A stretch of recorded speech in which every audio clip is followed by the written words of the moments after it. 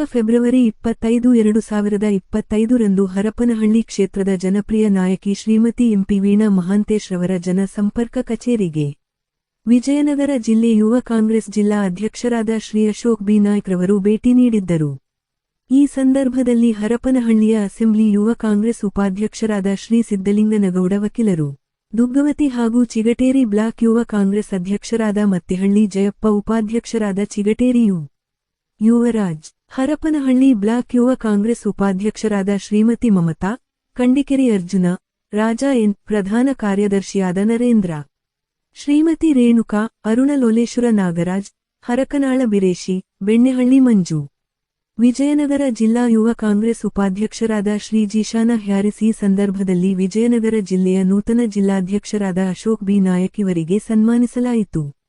ವರದಿ H. Karim, Nandibevur, case news, Harapanahalli.